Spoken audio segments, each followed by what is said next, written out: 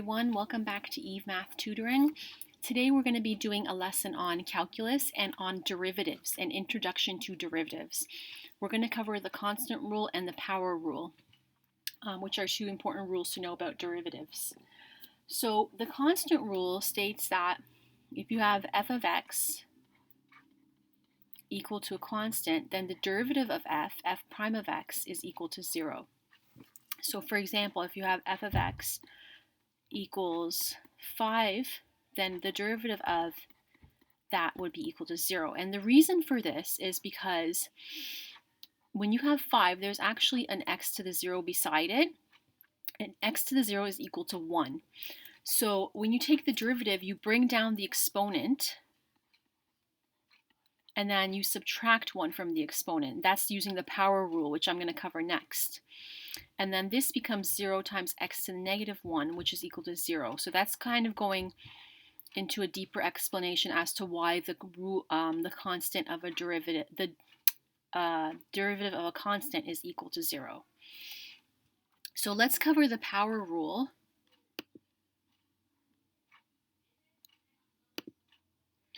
So the power rule states that if f of x is equal to x to the n, then the derivative of f prime of x, is equal to n x to the n minus 1. So basically you bring down the exponent in front of the function, and then you subtract 1 from the exponent.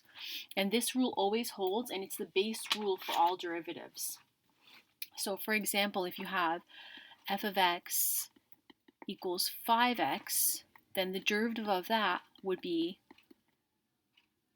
5 times, there's a 1 here, so 1 x to the 1 minus 1, which is equal to 5x to the 0, which is equal to 5, because anything to the power of 0 equals 1.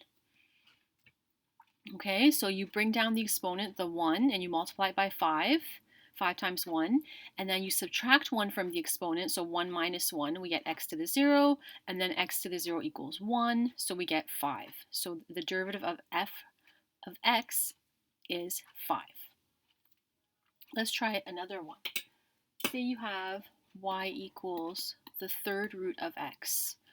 Before I start this, I'm going to rewrite the function as x to the 1/3.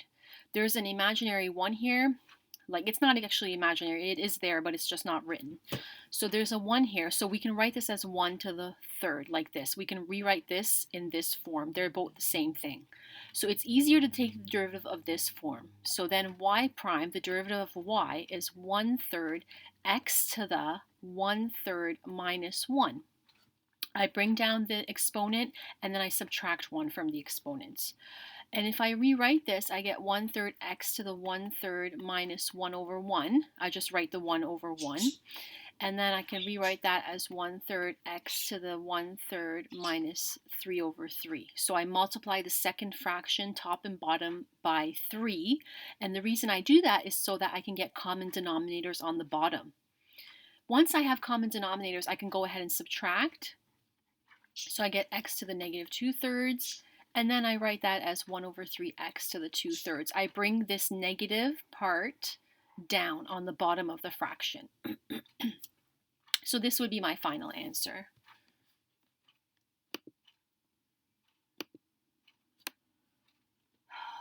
Say we have y equals 1 over x.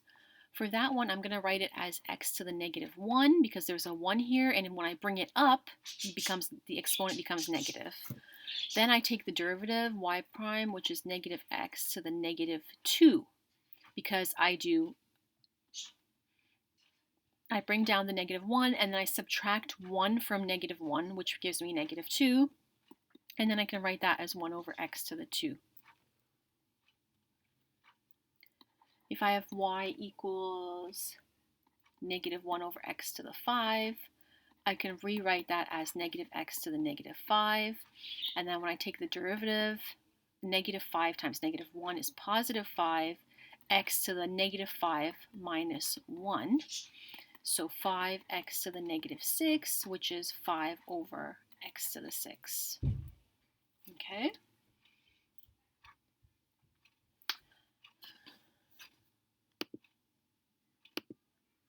What if we have y equals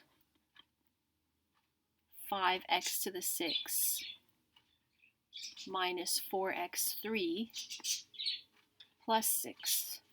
Then the derivative of this becomes 30x to the 5. I bring down the 6 multiplied by 5, subtract 1 from the exponent, minus 3 times 4, which is 12, and then subtract 1 from the exponent there, so that becomes 2, and then 6 just becomes 0, the derivative of 6. So you take the derivative of each one. They're separated by pluses and minuses, but you still you apply the power rule to each one, or constant rule in this case. If we have y equals negative 3x to the 5 plus 8 root x minus 9.3, okay, if I take the derivative of that, I get negative 15. Okay, actually, I'm going to rewrite it first. So y equals negative 3x to the 5 plus 8x to the 1/2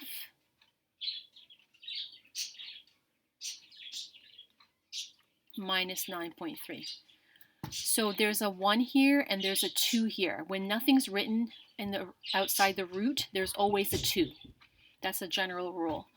So then if we take the derivative, we get negative 15x to the 4 plus 1/2 times 8, which is 4, and then x to the 1/2 minus 1 is negative 1/2, and then this becomes 0. So how did I get this? I did 1/2 minus 1 over 1, which is 1/2 minus 2 over 2. So I get common denominators. I multiply the top and the bottom of this fraction by 2. Because I'm doing the same thing to the top and the bottom of the fraction, I'm not actually changing the fraction. I'm just writing it in a different form, so I'm allowed to do that. And then 1 minus 2 is equal to negative 1 over 2. So that's how we get negative 1 over 2 here. And then you can write that part as 4 over x to the 1/2. The last part there, this part, you can rewrite like this. Okay?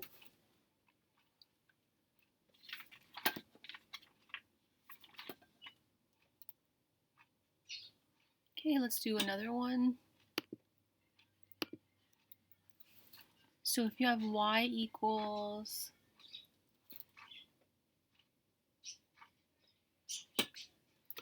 5x to the 3, the fifth root of x to the 3, then y is equal to x to the 3/5. I rewrite it in this form, 3 over 5, and then y prime is equal to 3/5 x to the 3/5 minus 1, which is 3/5 x to the 3/5 minus 1 over 1,